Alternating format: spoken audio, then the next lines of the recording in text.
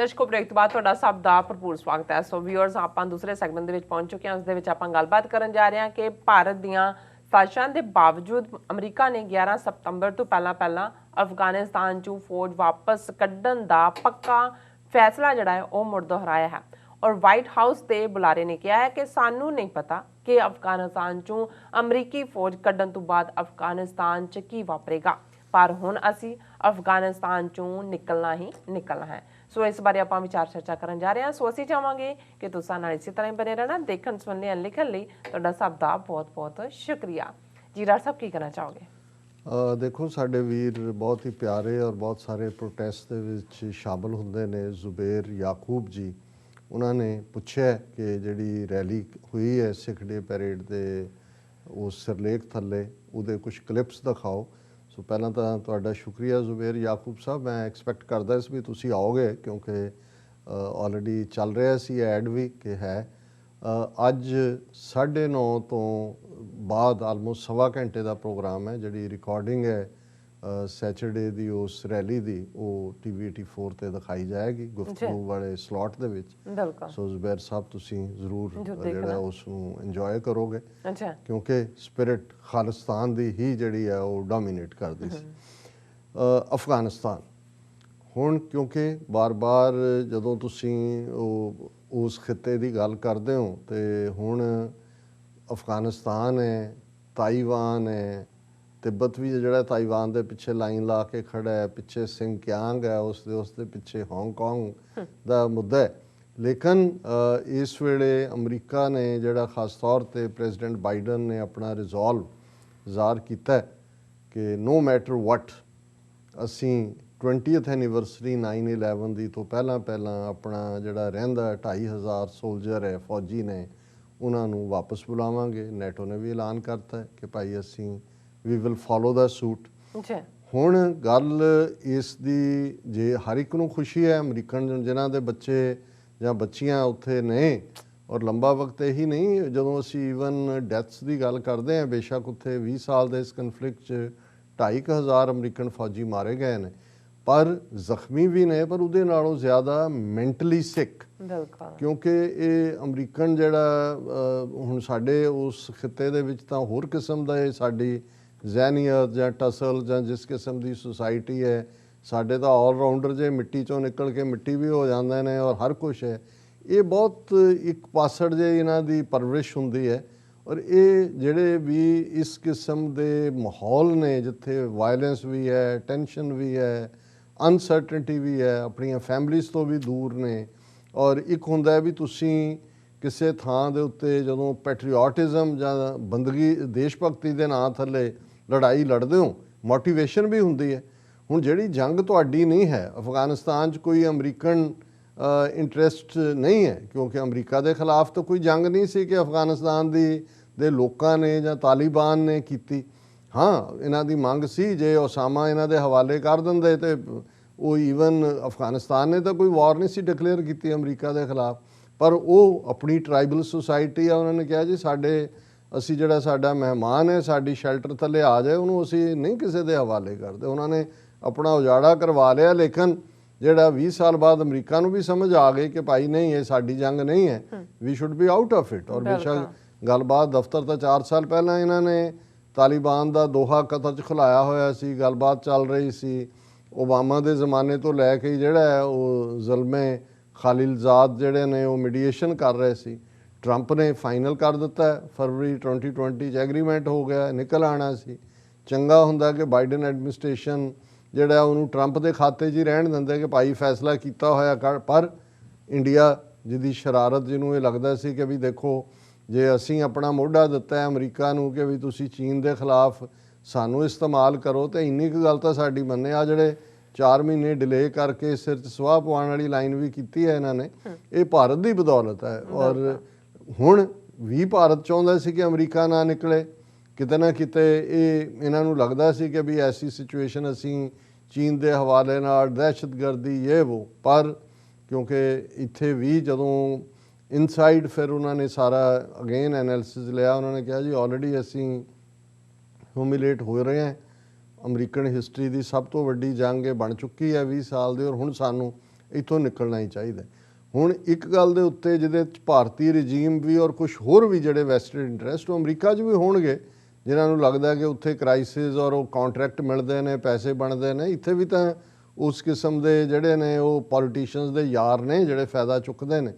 ਔਰ ਇਹੀ ਹਊਆ ਦੇ ਰਹੇ ਸੀ ਕਿ ਵੀ ਤੁਸੀਂ ਨਵੰਬਰ ਜੇ ਨਿਕਲ ਆਓਗੇ ਸਤੰਬਰ ਦੇ ਵਿੱਚ, ਔਰ ਪੋਸਟ ਸਪਟੈਂਬਰ, ਪੋਸਟ ਅਮਰੀਕਾ ਜਿਹੜਾ ਅਫਗਾਨਿਸਤਾਨ, ਉੱਥੇ ਕੀ ਬਣੇਗਾ। ਔਰ ਉਹਨਾਂ ਨੂੰ ਬਹੁਤ ਸਾਰਿਆਂ ਨੂੰ ਹੈ ਕਿ ਵੀ ਉਹ ਤਾਂ ਉਹਨਾਂ ਨੇ ਟਿਕਣਾ ਨਹੀਂ ਹੈ, ਭਾਵੇਂ 2-3 ਲੱਖ ਫੌਜ ਟ੍ਰੇਨਡ ਵੀ ਇਹਨਾਂ ਨੇ ਕੀਤੀ ਹੈ, ਇਕੱਠੇ ਵੀ ਕੀਤੇ ਨੇ, ਵੀ ਉਹ ਤਾਂ ਜੁਆਇਨ ਕਰਨਗੇ।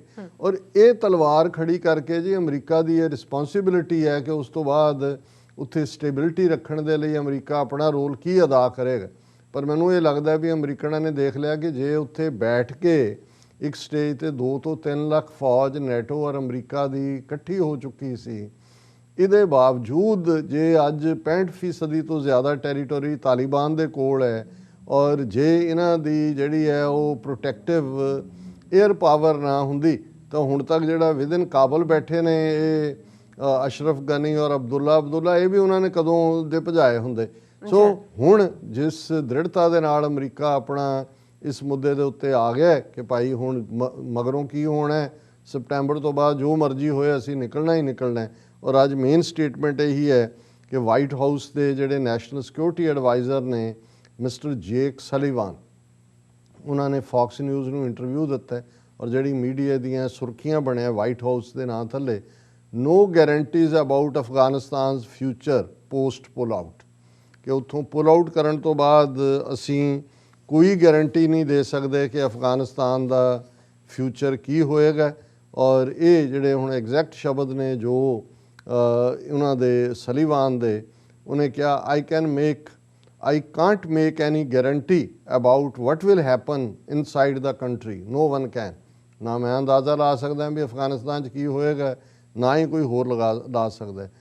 All the United States could do is provide the Afghan security forces, the Afghan government and the Afghan people resources and capabilities, training and equipping their forces, providing assistance to their government.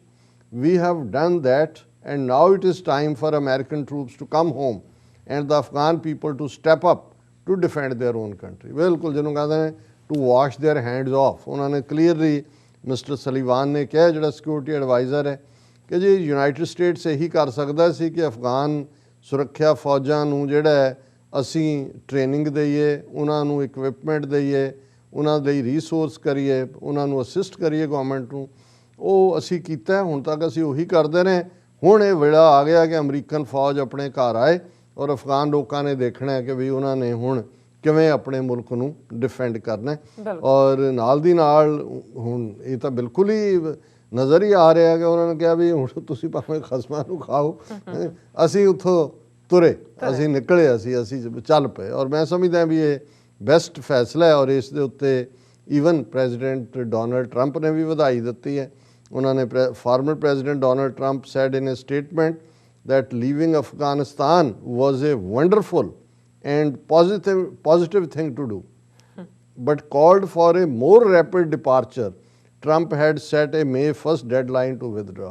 ਉਹਨੇ ਇਹ ਕਿਹਾ ਵੀ ਤੁਸੀਂ late ਕਿਉਂ ਕੀਤਾ, ਜਦੋਂ wonderful ਇਹ wonderful ਵਿਦਡਰਾਅਲ ਹੈ ਔਰ ਇਹ ਵਾਈਜ਼ ਡਿਸੀਜਨ ਹੈ। ਦੇਖੋ ਜਿੱਥੇ ਕ੍ਰੈਡਿਟ ਬਿਲੋਂਗ ਕਰਦਾ ਉੱਥੇ ਜਾਣਾ ਚਾਹੀਦਾ ਹੈ। ਹਾਲਾਂਕਿ ਹੁਣ ਅਮਰੀਕਾ ਇਸ ਪਾਸਿਓਂ ਤਾਂ ਬਿਲਕੁਲ ਆ ਗਿਆ, ਆਪਣੇ ਹਕੀਕਤ ਨੂੰ ਸਮਝ ਰਹੇ ਨੇ।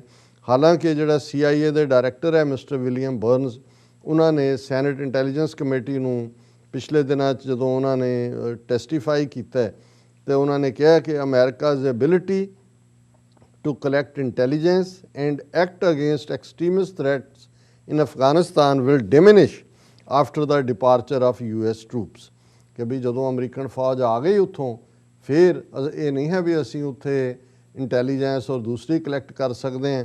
ਨਾਲ ਦੀ ਨਾਲ ਉਹਨੇ ਕੋਟ ਵੀ ਕੀਤਾ ਯੂਨਾਈਟਿਡ ਨੇਸ਼ਨਸ ਰਿਪੋਰਟ ਨੂੰ ਕਿ ਅਜੇ ਵੀ ਜਿਹੜੇ 500 ਦੇ ਕਰੀਬ ਅਲਕਾਇਦਾ ਦੇ ਫਾਈਟਰ ਨੇ ਉਹ ਅਫਗਾਨਿਸਤਾਨ 'ਚ ਬੈਠੇ ਹੋਏ ਨੇ। ਸੋ ਇਹ ਵਿਦਨ ਸਿਸਟਮ ਵੀ ਉਹ ਭਾਵੇਂ CIA 'ਚ ਹੋਏ ਜਾਂ ਇਹਨਾਂ ਦੇ ਪ੍ਰਾਈਵੇਟ ਕੰਟਰੈਕਟਰ ਹੋਣ, ਉਹਨਾਂ ਦੀ ਕੋਸ਼ਿਸ਼ ਸੀ ਕਿ ਆਨੇ ਬਹਾਨੇ ਅਮਰੀਕਨ ਪ੍ਰੈਜ਼ੈਂਸ ਉੱਥੇ ਕੰਟੀਨਿਊਸ ਰਹੇ। ਲੇਕਿਨ ਮੈਂ ਸਮਝਦਾ ਵੀ ਇਹ ਜਿਵੇਂ ਹੁਣ ਵਾਈਟ ਹਾਊਸ ਦੇ ਜਿਹੜੇ ਮੇਨ ਸਿਕਿਉਰਿਟੀ ਐਡਵਾਈਜ਼ਰ ਨੇ ਮਿਸਟਰ ਸਲੀਵਾਨ, ਉਹਨਾਂ ਨੇ ਜੇਕ ਸਲੀਵਾਨ, ਜੋ ਉਹਨਾਂ ਨੇ ਫੈਸਲਾ ਲਿਆ ਹੈ ਬੜਾ ਫਰਮ ਹੈ ਔਰ ਇਸ ਸਾਰੇ ਦੇ ਉੱਤੇ ਭਾਰਤ ਦੇ ਬੁੱਲਾਂ ਦੇ ਉੱਤੇ ਸਿਕਰੀ ਜੰਮ ਗਈ ਹੈ। ਉਹ ਫਿਰ ਵੀ ਕਹਿ ਰਹੇ ਨੇ India renews support to democratic peaceful Afghanistan. Democracy ਜਿੱਦਾਂ ਦੀ ਤੁਸੀਂ ਚਲਾ ਲਈ ਹੈ ਉੱਦਾਂ ਦੀ ਤਾਂ ਉਹ ਅਫਗਾਨਾਂ ਨੂੰ, ਜਿਹਨਾਂ ਦੀ 5000 ਸਾਲ ਤੋਂ ਉਹਨਾਂ ਦੀ ਉਹ ਟਰਾਈਬਲ ਸੁਸਾਇਟੀ, ਆਪਣੇ ਜਿਰਗੇ ਦਾ ਸਿਸਟਮ, ਉਹਨਾਂ ਨੂੰ ਇਹ ਲੋਕਤੰਤਰ ਜਮਹੂਰੀਅਤ ਸਮਝਾ ਰਹੇ ਨੇ। ਔਰ ਲੇਕਿਨ ਤੁਸੀਂ ਇਹਨਾਂ ਦਾ ਉਹ ਦੇਖੋ ਕਿ ਕਿਸ ਕਿਸਮ ਦੀ ਬਦਦਿਆਨਤੀ ਹੈ। India supports a united democratic and sovereign Afghanistan. ਅਫਗਾਨਾਂ ਨੂੰ ਸੋਵਰਨਿਟੀ ਦਾ ਤਾਂ ਪਾਠ ਪੜ੍ਹਾਉਣ ਦੀ ਲੋੜ ਨਹੀਂ, ਉਹਨਾਂ ਨੇ ਤਾਂ ਸੋਵੀਅਤ ਯੂਨੀਅਨ ਨੂੰ ਵੀ ਪੜ੍ਹਾਤਾ ਹੈ ਕਿ ਅਫਗਾਨ ਸੋਵਰਨਿਟੀ ਕੀ ਹੈ, ਅਮਰੀਕਾ ਤੇ ਨੈਟੋ ਨੂੰ ਵੀ ਪੜ੍ਹਾਤਾ ਹੈ। ਫਿਰ ਕਹਿੰਦੇ we are deeply concerned about the increase in violence and targeted killings in Afghanistan. ਆਪਣੀ ਫੌਜ ਭੇਜ ਦਿਓ ਜੇ ਤੁਹਾਨੂੰ ਇੰਨਾ ਹੀ ਫਿਕਰ ਹੈ। ਜ਼ਰੂਰ ਤੁਸੀਂ ਅਮਰੀਕਨਾਂ ਦੇ ਮੁੰਡੇ ਮਰਵਾਣੇ ਨੇ ਵਿਚਾਰੇ, ਉੱਥੇ ਜਾ ਕੇ ਪੀਜ਼ਾ ਕਰਦੇ ਨੇ ਜਦੋਂ ਅੱਗੋਂ ਅਫਗਾਨਾਂ ਦੀਆਂ ਆ ਰਿਹਾ ਹੁੰਦਾ, ਤਾਂ ਤੁਸੀਂ ਭੇਜੋ ਜ਼ਰਾ, ਤੁਹਾਨੂੰ ਲੱਗ ਪਤੇ ਜਾਣ। ਫਿਰ ਉਹ ਕਹਿ ਰਿਹਾ ਇਹ ਜਿਹੜਾ India has called for an immediate and comprehensive ceasefire. ਆਵਾਜ਼ ਛੱਡ ਰਹੇ ਨੇ ਇਮੀਡੀਏਟ, ਕੰਪਰੈਹੈਂਸਿਵ। ਔਰ ਉਹਦੇ 'ਚ ਉਹਨਾਂ ਨੇ ਕਿਹਾ ਜੀ ਅਸੀਂ ਦੋਹਾ ਕਾਨਫਰੰਸ ਵੀ, ਜਨੀਵਾ ਕਾਨਫਰੰਸ ਵੀ, ਹਾਰਟ ਆਫ ਏਸ਼ੀਆ ਕਾਨਫਰੰਸ ਦੇ ਵਿੱਚ ਵੀ ਪਾਰਟਿਸਿਪੇਟ ਕੀਤਾ ਔਰ ਅਸੀਂ ਇਹ ਸਮਝਦੇ ਹਾਂ ਵੀ ਜਿਹੜੇ ਅਫਗਾਨ ਸਟੇਕ ਹੋਲਡਰ ਨੇ ਉਹਨਾਂ ਸਾਰਿਆਂ ਨੂੰ ਇਨਵੋਲਵ ਕਰਨਾ ਚਾਹੀਦਾ ਹੈ, ਜ਼ਰੂਰ ਕਰਨਾ ਚਾਹੀਦਾ। ਪਰ ਇਹ ਹੈ ਵੀ ਜਾ ਕੇ ਹੁਣ ਪਹਿਲਾਂ ਬਿੱਲੀ ਦੇ ਗਲੇ 'ਚ ਟੱਲੀ ਕੌਣ ਬਣੇ। ਭਾਰਤ ਨੂੰ ਕਿਹਾ ਵੀ ਜਾਓ ਤੁਸੀਂ, ਕੋਈ ਨਹੀਂ। ਅਮਰੀਕਾ ਨੂੰ ਕਹਿ ਰਹੇ ਹੋ 13,000 ਮੀਲ ਭੇਜਣ ਆਪਣੇ ਕੂਲੇ ਜਿਹੇ ਮੁੰਡੇ ਇੱਥੋਂ ਦੇ, ਤੁਸੀਂ ਤਾਂ ਨਾਲ ਬੈਠੇ ਹੋ, ਤਾਂ 200-300 ਮੀਲ ਦੂਰ ਹੈ, ਤੁਸੀਂ ਭੇਜੋ ਫੌਜ ਆਪਣੀ ਜਾ ਕੇ। ਤਾਂ ਅਸ਼ਰਫ ਗਨੀ ਦੀ ਮਦਦ ਕਰੋ, ਤੁਹਾਡਾ ਯਾਰ ਹੈ ਅਬਦੁੱਲਾ ਦੀ ਕਰੋ। ਤੁਹਾਡਾ ਤਾਂ ਸਦੀਆਂ ਤੋਂ ਪ੍ਰੇਮ ਹੈ ਜਿਹੜਾ ਤੁਸੀਂ ਕਹਿੰਦੇ ਹੋ ਜੀ, ਜਿਹੜਾ ਉਹ ਅਫਗਾਨਾਂ ਦੇ ਨਾਲ ਤਾਂ ਸਾਡਾ ਬਹੁਤ ਪਿਆਰ ਹੈ ਅਫਗਾਨਿਸਤਾਨ ਦੀ ਧਰਤੀ ਨਾਲ। ਹਾਲਾਂਕਿ ਸਭ ਤੋਂ ਪਹਿਲਾਂ ਜਦੋਂ ਸੋਵੀਅਤ ਯੂਨੀਅਨ ਨੇ ਅਫਗਾਨਿਸਤਾਨ 'ਤੇ ਕਬਜ਼ਾ ਕੀਤਾ, ਹਮਲਾ ਕੀਤਾ 1979 'ਚ, ਸਭ ਤੋਂ ਜ਼ਿਆਦਾ ਐਪਰੀਸ਼ੀਏਟ ਇੰਦਰਾ ਗਾਂਧੀ ਨੇ ਕੀਤਾ। 10 ਸਾਲ ਹਮਾਇਤ ਕਰਦੇ ਰਹੇ ਨੇ ਉਹਨਾਂ ਦੀ। ਉਹਨਾਂ ਦੀਆਂ ਹਿਸਟਰੀ ਬੁੱਕਸ ਦੇ ਵਿੱਚ ਕਿਸ ਕਿਸਮ ਦੀ ਨਫ਼ਰਤ ਜਿਹੜੀ ਹੈ ਉਹ ਅਫਗਾਨਾਂ ਦੇ ਲਈ ਇਹਨਾਂ ਦੇ ਜਿਹੜੇ ਆ ਉਹ ਹੈ। ਲੇਕਿਨ ਜਦੋਂ ਤੁਸੀਂ ਸਿਰਫ ਇਹਨਾਂ ਨੂੰ ਇੰਨੀ ਤਕਲੀਫ ਹੈ ਕਿ ਜੇ ਅਫਗਾਨਿਸਤਾਨ ਜਿਹੜਾ ਉਹ ਆਪਣੇ ਪੈਰਾਂ 'ਤੇ ਹੁੰਦਾ ਜਾਂ ਤਾਲਿਬਾਨ ਡੋਮੀਨੇਟਡ ਹਕੂਮਤ ਹੁੰਦੀ ਹੈ, ਤੇ ਜੋ ਇਹ ਪਾਕਿਸਤਾਨ ਨੂੰ ਖੁਆਰ ਕਰਨਾ ਚਾਹੁੰਦੇ ਨੇ ਅਫਗਾਨਿਸਤਾਨ ਨੂੰ ਵਰਤ ਕੇ, ਉਹ ਇਹਨਾਂ ਤੋਂ ਨਹੀਂ ਹੋਏਗਾ। ਹਾਲਾਂਕਿ ਇਹ ਨਹੀਂ ਹੈ ਵੀ ਅਮਰੀਕਾ ਨੇ ਉੱਥੋਂ ਆਪਣੇ ਅਫਗਾਨਿਸਤਾਨ 'ਚੋਂ ਤਾਂ ਉਹਨਾਂ ਨੇ ਦੇਖ ਲਿਆ ਕਿ ਵੀ ਇੱਥੋਂ ਤਾਂ ਵਾਸ਼ ਦਾ ਹੈਂਡਸ ਆਫ। ਲੇਕਿਨ ਜਿਵੇਂ ਯੂਰਪੀਅਨ ਕੰਟਰੀਜ਼ ਨੂੰ ਅਮਰੀਕਾ ਨੇ ਲੰਬਾ ਵਕਤ ਨੈਟੋ ਬਣਾ ਕੇ ਸੋਵੀਅਤ ਯੂਨੀਅਨ ਦੇ ਖਿਲਾਫ ਵਰਤਿਆ, ਜਦੋਂ ਤੱਕ ਉਹ ਟੁੱਟ ਨਹੀਂ ਗਿਆ ਫਿਰ ਨੈਟੋ ਲੱਗਾ ਵੀ ਇਰੈਲੇਵੈਂਟ ਹੋ ਗਈ ਹੈ। ਹੁਣ ਨੈਟੋ ਦਾ ਇੱਕ ਬਦਲਿਆ ਰੂਪ ਯੂਰਪੀਅਨ ਯੂਨੀਅਨ ਹੈ, ਯੂਰਪੀਅਨ ਕੌਂਸਲ, ਉਹ ਉੱਥੇ ਜਿਹੜਾ ਇੰਡੋ ਪੈਸੀਫਿਕ ਦੇ ਨਾਂ ਥੱਲੇ ਚੀਨ ਨੂੰ ਘੇਰਨ ਦੀ ਲਾਈਨ ਹੈ, ਉਹਦੇ 'ਚ ਯੂਰਪ ਦੀਆਂ ਤਾਕਤਾਂ ਨੂੰ ਆਪਣੇ ਨਾਲ ਲਾ ਰਹੇ ਨੇ। ਔਰ ਅੱਜ ਹੀ ਇਹ ਨਿਊਜ਼ ਹੈ ਕਿ European council approves conclusions on European union's Indo Pacific strategy. ਕਿਉਂਕਿ ਅਮਰੀਕਾ ਅਫਗਾਨਿਸਤਾਨ ਵੱਲੋਂ ਮੁਕੰਮਲ ਵਿਹਲਾ ਹੋਣਾ ਚਾਹੁੰਦਾ ਹੈ ਵੀ ਉੱਥੇ ਜੋ ਮਰਜ਼ੀ ਹੁੰਦਾ ਰਹੇ, ਪਰ ਉਹ ਅਗੇਂਸਟ ਚਾਈਨਾ, ਕਿਉਂਕਿ ਉਹਨਾਂ ਦਾ ਫਰੰਟ ਵੀ ਹੈ ਔਰ ਅਲਟੀਮੇਟਲੀ ਵਾਰ ਤਾਂ ਇਕਨੋਮਿਕਲ ਹੈ, ਮਿਲਟਰੀ ਤਾਂ ਉਹ ਇੱਕ ਦਬਾਅ ਹੁੰਦਾ ਹੈ ਵਾਰ ਆਫ ਨਰਵਸ ਦੇ ਥੱਲੇ।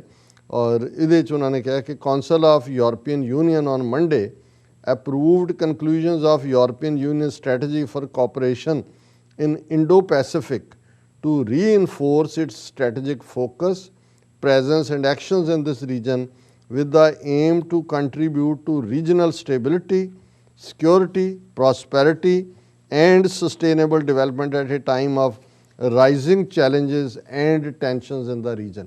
ਇਹਦਾ ਮਤਲਬ ਇਹ ਹੈ ਵੀ ਜਿੱਥੇ ਅਮਰੀਕਾ ਨੇ ਕੁਆਡ ਦੇ ਥੱਲੇ ਆਲਰੇਡੀ ਇੰਡੀਆ, ਆਸਟ੍ਰੇਲੀਆ, ਜਾਪਾਨ ਉਹਨੂੰ ਆਪਣੇ ਬੋਰਡ 'ਤੇ ਚਾੜਿਆ ਹੋਇਆ ਹੈ, ਹੁਣ ਯੂਰਪੀਅਨ ਯੂਨੀਅਨ ਵੀ ਚੀਨ ਨੂੰ ਘੇਰਨ ਲਈ ਉਸ ਲਾਈਨ ਦੇ ਉੱਤੇ ਹੀ ਤੁਰ ਰਹੀ ਹੈ। ਔਰ ਉਹਦੇ 'ਚ ਉਹਨਾਂ ਦਾ ਇਹ ਕਹਿਣਾ ਹੈ ਕਿ current dynamics in the Indo Pacific have given rise to intense geo political competition and into increasing tensions on trade and supply chains as well as in political, technological and security areas, or human rights are also being challenged. These developments increasingly threaten the stability and security of the region and beyond, directly impacting on the European Union's interest. ਇਹ ਤੁਸੀਂ ਦੇਖੋ ਕਿ ਕਿਵੇਂ for of 10,000 ਮੀਲ ਤੋਂ ਜ਼ਿਆਦਾ ਦੂਰ ਹੈ, ਕੋਈ ਉੱਥੋਂ ਦਾ ਜਿਹੜਾ ਡਿਵੈਲਪਮੈਂਟ ਆ ਉਹਦਾ ਯੂਰਪੀਅਨ ਯੂਨੀਅਨ ਦੇ ਨਾਲ ਨਾ ਬਾਰਡਰ ਲੱਗਦਾ ਹੈ, ਨਾ ਕੋਈ ਉਹਨਾਂ ਦੇ ਕੋਈ ਹੋਰ ਇੰਟਰਸਟ ਨਹੀਂ। ਪਰ ਕਿਉਂਕਿ ਅਮਰੀਕਾ ਨੇ ਬਾਂਹ ਮਰੋੜੀ ਹੋਈ ਹੈ, ਥੋੜ੍ਹਾ ਬਹੁਤ ਇਹਨਾਂ ਦੇ ਇੰਟਰਸਟ ਉਹ ਸਾਰੇ ਅਲਟੀਮੇਟਲੀ ਨੇ, ਕਿਉਂਕਿ ਚੀਨ ਨੂੰ ਕੰਟੇਨ ਕਰਨਾ ਇਹਨਾਂ ਨੂੰ ਲੱਗਦਾ ਹੈ ਕਿ ਵੀ ਇਹ ਤਾਂ ਚਾਈਨਾ ਛਾ ਰਿਹਾ ਸਾਰੇ ਪਾਸੇ। ਉਹਦੇ 'ਚ ਉਹਨਾਂ ਨੇ ਸਾਰੇ ਇਸ਼ੂ ਬਣਾ ਦਿੱਤੇ ਕਿ ਜੀਓ ਪੋਲੀਟੀਕਲ ਵੀ, ਔਰ ਇਹ ਸਾਰੇ ਦੇ ਨਾਲ technological, political, security, human rights, ਔਰ ਉਸ ਸਾਰੇ 'ਚ ਉਹਨਾਂ ਨੇ ਕਿਹਾ ਕਿ ਉਹ ਸਾਰੇ 'ਚੋਂ ਦੀਜ਼ ਡਿਵੈਲਪਮੈਂਟਸ ਇਹ ਜਿਹੜੇ ਨੇ ਸਟੇਬਿਲਿਟੀ ਔਰ ਉਸ ਨੂੰ ਚੈਲੰਜ ਕਰਦੇ ਨੇ। ਔਰ ਇਸ ਸਾਰੇ 'ਚੋਂ ਅਸੀਂ ਜਿਹੜੇ ਟੂਗੈਦਰਨੈਸ ਦੇ ਨਾਲ ਜਿਹੜਾ ਅਸੀਂ ਯੂਰਪੀਅਨ ਕੌਂਸਲ ਅਪਰੂਵਸ ਕਨਕਲੂਜਨਸ, ਮਤਲਬ ਇਹ ਹੈ ਕਿ ਵੀ ਯੂਰਪੀਅਨ ਯੂਨੀਅਨ ਦੇ ਜ਼ਿਆਦਾ ਮੁਲਕ ਵੀ ਅਮਰੀਕਾ ਦੀ ਪਿੱਠ 'ਤੇ ਆ ਕੇ ਖਲੋ ਗਏ ਨੇ ਕਿ ਜੋ ਵੀ ਤੁਸੀਂ ਚਾਈਨਾ ਨੂੰ ਘੇਰਨ ਦੀ ਲਾਈਨ ਆ ਅਸੀਂ ਤੁਹਾਡੇ ਨਾਲ ਹੈ। ਸੋ ਜਿਵੇਂ ਅਸੀਂ ਰਿਪੀਟਡਲੀ ਕਹਿੰਦੇ ਹਾਂ, ਸਾਨੂੰ ਇਹ ਸਮਝਣਾ ਪਏਗਾ ਦੁਨੀਆ 'ਚ ਕੋਵਿਡ-19 ਦੇ ਇਸ ਜਿਹੜੀ ਦੁਬਾਰਾ ਹਮਲਾ ਹੈ, ਇਹਦੇ ਬਾਵਜੂਦ ਕੋਈ ਹੋਰ ਪਾਸੇ ਵੱਲ ਠੱਲ ਨਹੀਂ ਪਈ ਹੋਈ। ਹਰ ਕੋਈ ਆਪਣੇ ਇੰਟਰਸਟ ਵੀ ਵਾਚ ਕਰ ਰਿਹਾ ਹੈ, ਅਦਰਵਾਈਜ਼ ਵੀ ਦੇਖ ਰਿਹਾ ਹੈ। ਹਾਂ, ਇਹ ਜ਼ਰੂਰ ਕੋਵਿਡ-19 ਦੇ ਹਵਾਲੇ ਨਾਲ ਹੋਇਆ ਕਿ ਬੋਰਿਸ ਜੌਨਸਨ UK ਦਾ ਪ੍ਰਾਈਮ ਮਿਨਿਸਟਰ ਜਿਹੜਾ ਬੜਾ ਤਰਲੋ ਮੱਛੀ ਹੋ ਰਿਹਾ ਸੀ, ਉਹਨੇ ਕਈ ਸੂਟ ਟਾਈਆਂ ਕੱਢ ਕੇ ਪੈਕ ਵੀ ਕਰ ਲਈਆਂ ਸੀ ਕਿ ਭਾਰਤ ਦਾ ਦੌਰਾ ਕਰਨਾ ਹੈ। ਫਿਰ ਇਹ ਆਇਆ ਕਿ ਜੀ ਦਿਨ ਘੱਟ ਕਰ ਲਏਗਾ, ਜਾਏਗਾ ਜ਼ਰੂਰ, ਪਰ ਉਹਨਾਂ ਨੂੰ ਇਹ ਨਹੀਂ ਪਤਾ ਹੈ ਕਿ ਭਾਈ ਸਿੱਖ ਵੀਰ ਭੈਣਾਂ ਵੀ ਸਾਡੇ ਬੈਠੇ ਨੇ, ਉਹਨਾਂ ਨੇ ਵੀ ਲੌਬੀ ਕੀਤੀ, ਆਪੋਜੀਸ਼ਨ ਪਾਰਟੀਜ਼ ਵੀ ਨਾਲ ਲੱਗੀਆਂ, ਔਰ ਅੱਜ ਉਹਨਾਂ ਦਾ ਆ ਗਿਆ ਕਿ ਜੀ ਹੁਣ ਕਿਉਂਕਿ ਕੋਵਿਡ-19 ਦਾ ਬਹੁਤ ਜ਼ੋਰ ਹੈ ਅਤੇ ਬੋਰਿਸ ਜੌਨਸਨ ਜਿਹੜਾ ਉਹ ਨਹੀਂ ਜਾ ਰਿਹਾ। ਸੋ ਇਹ ਵੀ ਇੱਕ ਸਕਸੈਸ ਹੈ ਕਿ ਉਹਦੀ ਜਿਹੜੀ ਕੈਂਸਲ ਹੋਇਆ। ਪਰ ਇਸ ਸਭ ਦਾ ਇਹ ਮਤਲਬ ਨਹੀਂ ਹੈ, ਕਿਉਂਕਿ ਹੁਣ ਆਉਣ ਵਾਲੇ ਪੀਰੀਅਡ 'ਚ ਵੀ ਇੰਡੀਆ, ਕਿਉਂਕਿ ਮੋਢਾ ਇੰਡੀਆ ਦਾ ਘੇਰਨਾ ਚਾਈਨਾ ਨੂੰ ਹੈ, ਅਮਰੀਕਾ ਹੋਏ, ਕੁਆਡ ਮੁਲਕ ਹੋਣ, ਇਹ ਯੂਰਪੀਅਨ ਯੂਨੀਅਨ ਦੇ ਮੁਲਕ ਹੋਣ। ਸੋ ਇਸ ਸਾਰੇ 'ਚੋਂ ਬਤੌਰੇ ਕੌਮ ਸਾਨੂੰ ਵੀ ਆਪਣੇ ਇੰਟਰਸਟ ਵਾਚ ਕਰਨੇ ਚਾਹੀਦੇ ਨੇ, ਔਰ ਆਪਣੇ ਆਪ ਨੂੰ ਆਰਗੇਨਾਈਜ਼ ਕਰਕੇ ਚੰਗੇ ਢੰਗ ਨਾਲ ਆਪਣਾ ਕੇਸ ਜਿਹੜਾ ਉਹ ਤਿਆਰ ਤਾਂ ਰਹਿਣਾ ਹੀ ਚਾਹੀਦਾ ਹਮੇਸ਼ਾ ਹੀ, ਤਾਂ ਕਿ ਇਸ ਸਾਰੇ 'ਚੋਂ ਜਿੱਥੇ ਇੰਡੀਆ ਟੂਵਰਡਸ ਕਲੈਪਸ ਜਾਏਗਾ, ਜਿਵੇਂ ਕੋਵਿਡ-19 ਦਾ ਇਹ ਕਹਿਰ ਜਿਹੜਾ ਇਹਨਾਂ ਤੋਂ ਬਿਲਕੁਲ ਕਲੈਪਸ ਹੋ ਗਿਆ, ਇਹਨਾਂ ਨੇ ਜਿਹੜਾ ਆਪਣਾ ਜਲੂਸ ਕਢਾ ਲਿਆ, ਔਰ ਇਸ ਸਾਰੇ 'ਚੋਂ ਇਕੋਨਮੀ ਕਦੋਂ, ਅਜੇ ਤਾਂ ਜਾਨਾਂ ਦਾ ਖਾਊ ਹੈ, ਸ਼ਮਸ਼ਾਨ ਭਰੇ ਹੋਏ ਨੇ, ਹਸਪਤਾਲਾਂ 'ਚ ਕੋਈ ਆਕਸੀਜਨ, ਸਾਰਾ ਕਲੈਪਸ ਹੋਇਆ। ਈਵਨ ਇਹਨਾਂ ਦਾ ਇੱਕ ਮਿਨਿਸਟਰ VK ਸਿੰਘ ਉਹ ਗਾਜ਼ੀਆਬਾਦ ਦੇ ਉਸ DC ਨੂੰ ਲਿਖ ਰਿਹਾ ਕਿ ਕਿਰਪਾ ਪਲੀਜ਼ ਮੇਰਾ ਭਰਾ ਜਿਹੜਾ ਹੈ ਉਹਨੂੰ ਬੈੱਡ ਨਹੀਂ ਮਿਲ ਰਿਹਾ, ਆਕਸੀਜਨ ਨਹੀਂ ਹੈ, ਪਲੀਜ਼ ਉਹਦਾ ਪ੍ਰਬੰਧ ਕਰੋ। ਅਤੇ ਉਹ ਕਹਿ ਰਹੇ ਨੇ ਕਿ ਭਾਈ ਜੇ ਇਹ ਹਾਲ ਉਹਨਾਂ ਦਾ ਹੈ, ਮਿਨਿਸਟਰ ਤਰਲੇ ਕਰ ਰਹੇ ਨੇ, ਤਾਂ ਕਾਮਨ ਲੋਕਾਂ ਦਾ ਕੀ ਹਾਲ। ਔਰ ਇਵੇਂ ਹੀ ਦਿੱਲੀ 6 ਦਿਨ ਦਾ ਲੋਕਡਾਊਨ ਹੈ, ਔਰ ਹਜ਼ਾਰਾਂ ਨਹੀਂ ਲੱਖਾਂ ਦੀ ਗਿਣਤੀ ਜਿਹੜੇ ਮਜ਼ਦੂਰ ਨੇ, ਜਿਵੇਂ ਪਹਿਲਾਂ ਵਾਪਰਿਆ ਸੀ ਪਿਛਲੇ ਸਾਲ ਮਾਰਚ-ਅਪ੍ਰੈਲ ਦੇ ਮਹੀਨੇ 'ਚ, ਕਿ ਕਿਵੇਂ ਲੱਖਾਂ ਲੋਕ ਆਪਾ ਤਾਪੀ 'ਚ ਜਿਹੜੇ ਨੇ ਵਿਚਾਰੇ ਦੌੜ ਕੇ ਕੋਈ UP ਬਿਹਾਰ ਗਏ, ਉਹੀ ਹਾਲ ਉੱਥੇ ਚੱਲ ਰਿਹਾ। ਔਰ ਲੋਕਾਂ ਨੂੰ ਨਜ਼ਰ ਆ ਰਿਹਾ ਕਿ ਭਾਈ ਕੁਛ ਨਹੀਂ ਹੈ, ਸਾਰਾ ਸਿਸਟਮ ਕਲੈਪਸ ਹੋਇਆ ਹੋਇਆ। ਔਰ ਜਦੋਂ ਕਿਸੇ ਵੀ ਮੁਲਕ ਦੀ ਇਕੋਨਮੀ, ਟਰਸਟ, ਇੰਸਟੀਟਿਊਸ਼ਨਸ ਦਾ ਕੀ ਹਾਲ ਹੈ, ਤੁਸੀਂ ਦੇਖੋ ਕਿ ਉਹ ਚੋਣ ਕਮਿਸ਼ਨਰ ਜਿਹਨੇ ਕਿਵੇਂ ਵਨ ਸਾਈਡਡ ਰੋਲ ਅਦਾ ਕੀਤਾ, ਸੁਨੀਲ ਅਰੋੜਾ, ਬੰਗਾਲ ਦੇ ਵਿੱਚ ਵੀ, ਉਸ ਤੋਂ ਪਹਿਲਾਂ ਵੀ 3 ਦਿਨ ਪਹਿਲਾਂ ਉਹਦੀ ਟਰਮ ਮੁੱਕੀ ਹੈ, ਔਰ 3 ਦਿਨ ਬਾਅਦ ਉਹਨੂੰ ਜਿਹੜਾ ਗੋਆ ਦਾ ਗਵਰਨਰ BJP ਨੇ ਬਣਾ ਦਿੱਤਾ। ਹੁਣ ਇਹ ਹੈ ਕਿ ਕਿਸ ਹੱਦ ਤੱਕ ਕਰਪਸ਼ਨ ਉਹ ਵਰਤਦੇ ਨੇ। ਉਸ ਤੋਂ ਪਹਿਲਾਂ ਅਸੀਂ ਦੇਖਿਆ ਕਿ chief justice Indian supreme court ਦਾ, ਜਿਹਨੇ ਜਿਹੜਾ ਉਹ ਸਾਰਿਆਂ ਨੂੰ ਬਰੀ ਕੀਤਾ, ਬਾਬਰੀ ਮਸਜਿਦ ਜਿਨ੍ਹਾਂ ਨੇ ਸ਼ਹੀਦ ਕੀਤੀ ਸੀ ਸਣੇ ਅਡਵਾਨੀ ਔਰ ਦੂਸਰਿਆਂ ਦੇ, ਔਰ ਬਾਬਰੀ ਮਸਜਿਦ ਦੀ ਥਾਂ 'ਤੇ ਮੰਦਰ ਬਣਾਉਣ ਦਾ ਆਰਡਰ ਕੀਤਾ ਕਿ ਭਾਈ ਇਹਨਾਂ ਨੂੰ ਦੇ ਦਿਓ। ਔਰ ਕੁਛ ਹਫ਼ਤਿਆਂ ਦੇ ਵਿੱਚ ਉਹਨੂੰ ਰੰਜਨ ਗੋਗੋਈ ਨੂੰ ਜਿਹੜਾ ਅਪਰ ਹਾਊਸ ਦੇ ਵਿੱਚ ਮੈਂਬਰ ਨੋਮੀਨੇਟ ਕੀਤਾ। ਔਰ ਹੁਣ ਅੱਜ ਦੀ ਮੇਨ ਖਬਰ ਹੈ ਕਿ ਭਾਈ ਅਜੇ ਉਹਦਾ ਜਿਹੜਾ ਇਲੈਕਸ਼ਨ ਕਮਿਸ਼ਨਰ ਸੀ, ਜਿਹਨੂੰ ਵਰਤਿਆ ਇਹਨਾਂ ਨੇ ਪੂਰੀ ਤਰ੍ਹਾਂ ਮਮਤਾ ਬੈਨਰਜੀ ਨੂੰ ਹਰਾਸ ਕਰਨ ਦੇ ਲਈ, ਪਾਬੰਦੀਆਂ ਲਵਾ ਕੇ ਰਿਟਾਇਰ ਹੋ ਗਿਆ। 3 ਦਿਨ ਬਾਅਦ ਉਹਨੂੰ BJP ਨੇ ਗੋਆ ਦਾ ਗਵਰਨਰ। ਹੁਣ ਇਹ ਸਾਰੇ ਅਲਟੀਮੇਟਲੀ ਤਬਾਹੀ ਦੀਆਂ ਨਿਸ਼ਾਨੀਆਂ ਹੀ ਨੇ। ਔਰ ਇਸ ਸਾਰੇ 'ਚੋਂ ਹੀ ਜਦੋਂ ਵੱਡੇ ਮੁਲਕਾਂ 'ਚ ਜਿਹੜੇ ਇਸ ਔਰ ਆਰਟੀਫਿਸ਼ੀਅਲ ਯੂਨੀਅਨਸ ਜਿਹੜੀਆਂ ਹੁੰਦੀਆਂ ਨੇ, ਇਸ ਕਿਸਮ ਦੇ ਸਿਸਟਮ 'ਚੋਂ ਹੀ ਤੁਹਾਡਾ ਕੁਛ ਨਿਕਲਦਾ। ਔਰ ਇਹ ਓਪਰਚੁਨਿਟੀ ਵੀ ਹੋਏਗੀ ਜੇ ਅਮਰੀਕਾ ਦਾ ਫੋਕਸ ਹੈ ਯੂਰਪੀਅਨ ਯੂਨੀਅਨ ਦਾ ਹੈ, ਚੀਨ ਨੇ ਵੀ ਜਿਹੜਾ ਆਪਣੇ ਦੰਦ ਵੀ ਦਿਖਾਣੇ ਨੇ ਤੇ ਆਪਣੇ ਖੰਭ ਵੀ ਖਿਲਾਰਨੇ ਨੇ। ਤੇ ਉਸ ਸਾਰੇ ਦੇ ਵਿੱਚ ਫਿਰ ਸਾਨੂੰ ਵੀ ਜਿਹੜਾ ਇਹ ਤਿਆਰ ਰਹਿਣਾ ਚਾਹੀਦਾ ਹੈ ਕਿ ਅਸੀਂ ਆਪਣਾ ਘਰ ਬਣਾਉਣ ਦੇ ਲਈ ਜਿਹੜੀ ਓਪਰਚੁਨਿਟੀ ਬਹੁਤ ਜਲਦੀ ਸਾਡੇ ਦਰਵਾਜ਼ੇ ਤੇ ਦਸਤਕ ਦੇਗੀ, ਅਸੀਂ ਉਸ ਨੂੰ ਘੱਟੋ ਘੱਟ ਇਸ ਵਾਰ ਜ਼ਰੂਰ ਅਵੇਲ ਕਰੀਏ। ਜੀ ਡਾਕਟਰ ਸਾਹਿਬ ਤੁਹਾਡਾ ਬਹੁਤ ਬਹੁਤ ਸ਼ੁਕਰੀਆ। ਸੋ ਇੱਥੇ ਲੈਣੇ ਬ੍ਰੇਕ। ਵਿਊਅਰਸ ਤੁਸੀਂ ਸਾਨੂੰ ਇਸੇ ਤਰ੍ਹਾਂ ਹੀ ਬਣੇ ਰਹਿਣਾ। ਮਿਲਦੇ ਹਾਂ ਆਫਟਰ ਦਿਸ ਸ਼ਾਰਟ ਬ੍ਰੇਕ।